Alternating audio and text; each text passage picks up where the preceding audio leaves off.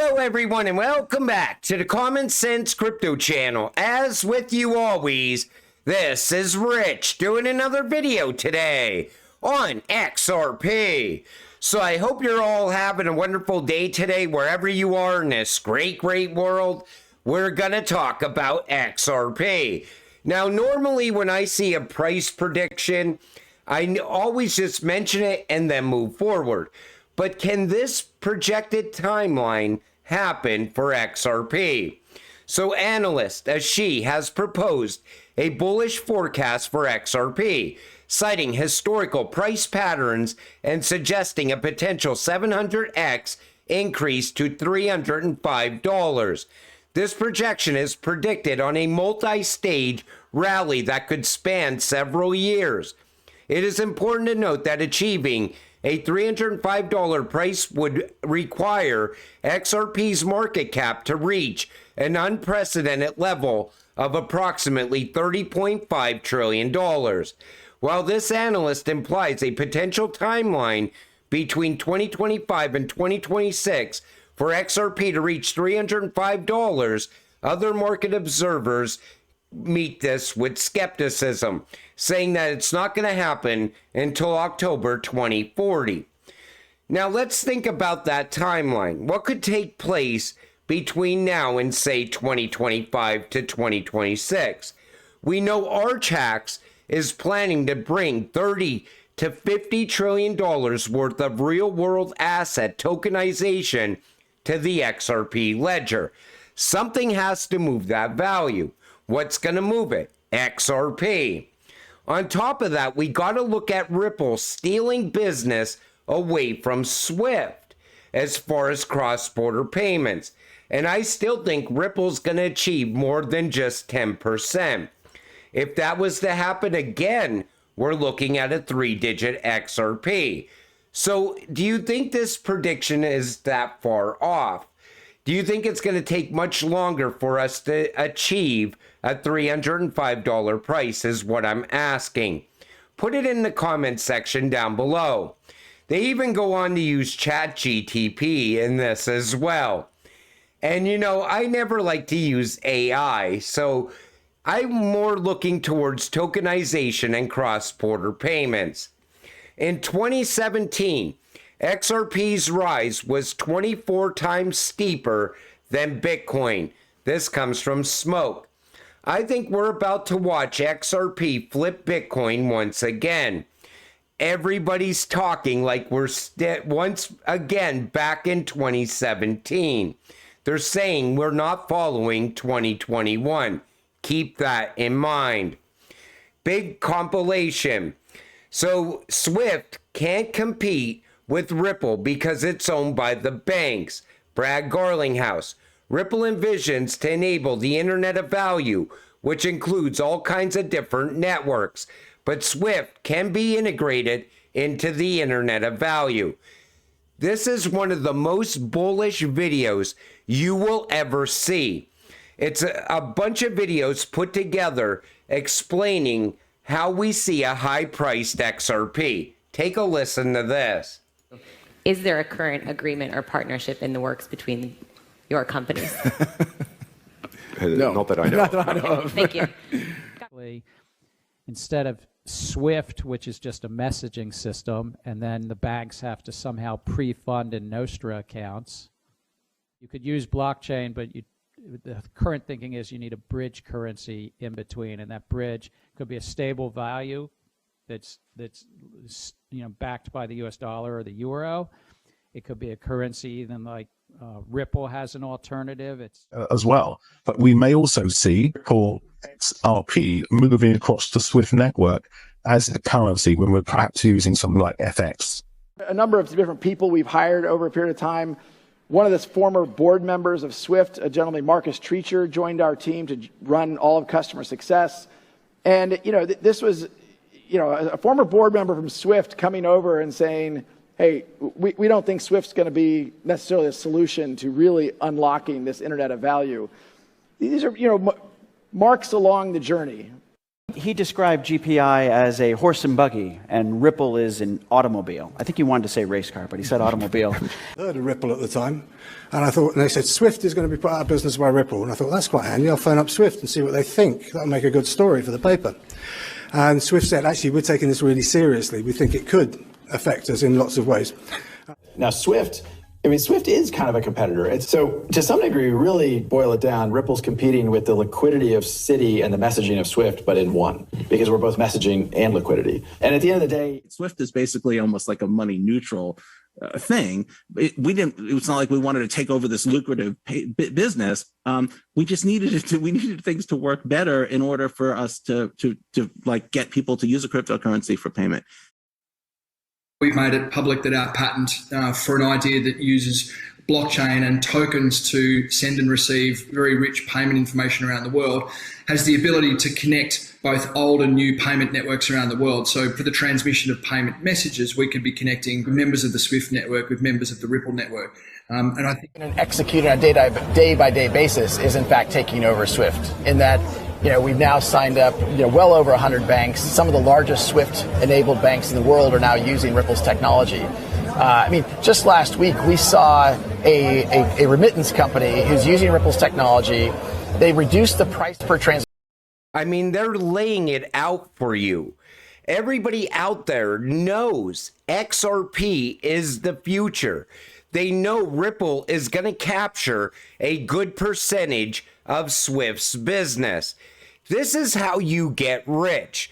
This is where you see a 3-digit XRP.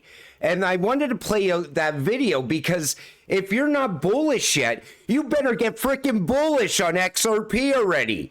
There's so many people out there just downplaying this cryptocurrency, but everything is already written in stone. This is what is coming. And they've been warning of this for years now. A recent outage at Swift affected the ECB, European Central Bank, causing disruptions in high-value transactions across Europe. This was that outage on Friday. The outage, which lasted several hours on Thursday, July 18th, also impacted the Bank of England, according to the Financial Times. But I want to point something out here. So they talk about that outage, but the ECB reported that its settlement system experienced disruptions due to the Swift outage. However, the impact on the ECB was less severe than on the Bank of England, as Eurozone banks rely less heavily on Swift's system compared to their UK counterparts. So what is the ECB using that other than Swift? We've seen Christine Lagarde talk about Ripple multiple times in the past. Ripple always has a seat at the table when it comes to payments. So is part of the Eurozone, are they partially already utilizing RippleNet and XRP even as early as today? Because they had less of an impact. Wow, Swift may not exist in 5 years, said MasterCard CEO Michael Miebach in 2022. MasterCard already partnered with Ripple for CBDCs. Does he know anything we don't? Most likely because anybody out there that's in the banking sector, in the finance sector, dealing with payments, they know something is going to come about that's going to replace Swift. It's outdated. It's over 50 years old. If anything, Ripple is just going to fix Swift, but they're also going to acquire a lot of business outside of Swift. Interesting connections. Ripple will open up a new office for its custody business in Geneva, Switzerland. Former Medico, now Ripple Custody. In June of 2019, Ripple opened up an office in Zurich, Switzerland, to sell XRP to institutional buyers. If that office is still active, then Ripple will offer both custody and sale of XRP to institutional buyers in Switzerland. You always got to look back to the past to see why the big announcements that are coming out today are still so relevant. because a lot happened years ago that's still in place today. USDC gains ground in DeFi as competition with USDT intensifies. And you know, we're going to watch the fall of Tether in real time. I think it's going to happen over a period of time. It's going to be a controlled collapse of USDT. So one thing I want to point out here is this. Approximately 11.5% of USDT's total market cap, or $12.8 billion, is held within smart contracts across 10 different chains, the lowest percentage among major stablecoins. USDT's usage is primarily concentrated in bridges and decentralized exchanges, DEXs, reflecting its historical role in the crypto ecosystem. In contrast, 20% of all circulating USDC, or $7 billion, is in smart contracts, nearly double that of USDT. USDC has gained traction in derivatives, real-world assets, and collateralized debt positions. It has approximately $1 billion locked in derivative trading protocols, more than 6 times that of USDT. Now, when it comes to real-world assets, that's the direction the whole world is pushing in. The other problem with USDT is it can't pass MiCA regulations, and every single country is getting ready to put those type of regulations in place. That's why I said we're going to see the fall of USDT, the rise of USDC, and Ripple's new stablecoin. That's what's going to play out over the coming months. Many might have overlooked this key detail in this document. USDC dominance increase as institutions are moving away from Tether. Institutions know what's coming, and all are allocating their capital accordingly. And Tether isn't a part of the plans for the future. And you see it right here in the graph. And you see even XRP, 18%. What type of cryptocurrencies is your firm allocating to currently? Choose all that your firm owns. Right now, you know, a lot of the institutions are still pushing towards Bitcoin and Ethereum. But eventually, we're going to see that money leave Bitcoin and Ethereum.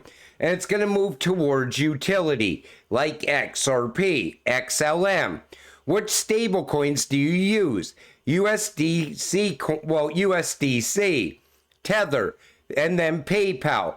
I want to see where Ripple's new stablecoin, how much traction it gets right out of the gate. That could indicate how fast we could see value come to XRP through Ripple's new stablecoin as well. But the reason I wanted to do this video is because I see so many people predicting a 3-digit XRP in the short term. And I wanted to show once again how we get there. And everything is already getting put in place for that to happen. Even Rosie Rios, when she said the train has left the station, it wasn't that you were too late to buy XRP. She was pointing out the fact that everything is already in motion. And it's been in motion for years.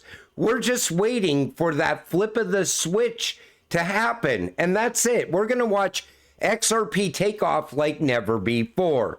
But this next run-up is going to be spectacular for XRP. So until it happens, stay patient, stay positive, and let's get rich together. With that said, I'm going to wrap up this video. I want to thank you all for watching. I appreciate all of you. I'll see you in the next one. Have a great night.